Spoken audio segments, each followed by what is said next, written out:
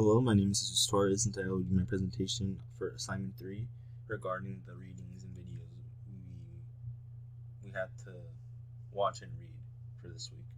So for the first reading, Flipped Classroom. The Flipped Classroom, my summary phrase, the Flipped Classroom is the concept of combining the use of at-home asynchronous lectures along with in-class learning, and brings to light how there is still research being done on the topic of flipped classrooms and their adverse effects on students and their overall learning. Overall, giving positive results in their general learning. My reaction to it is it's interesting to see how much research is actually being put into flipped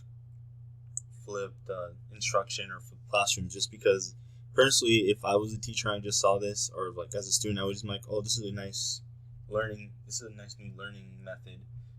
They give us the lectures to watch beforehand, and then we do the work in class. So it overall just makes it easier for the teacher also, because they don't have to go through the struggle of making up a lesson plan for the day, and they can just go over what the students had to read or watch the night before, and it allows them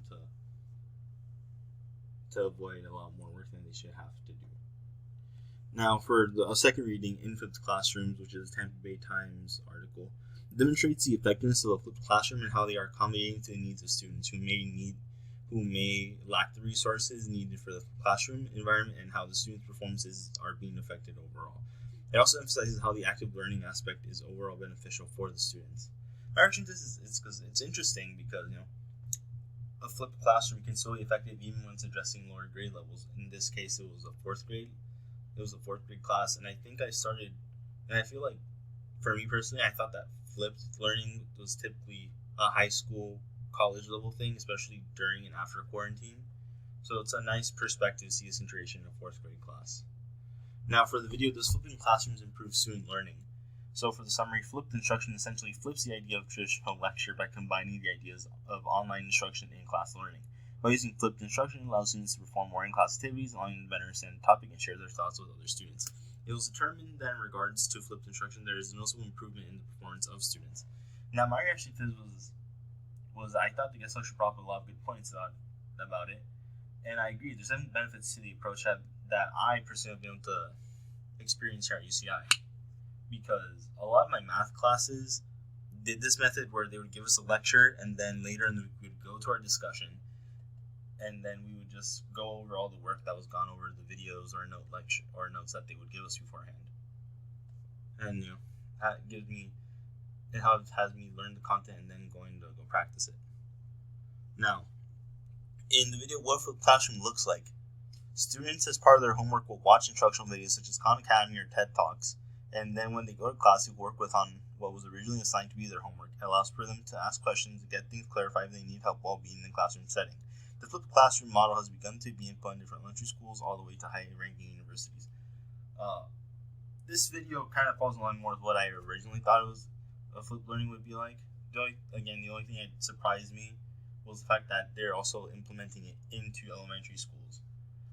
And then, after having that thought, I remember seeing my niece doing something very similar to flipped instruction, flipped learning, as a first grader, because she was at home doing her homework on one of the school provided Chromebooks. I'm like, oh no, they're having her go over all this content, and they would tell me later in class they explained to her better, or they have them do worksheets. So that it kind of disillusioned me from the idea of elementary schools can't really do flipped learning.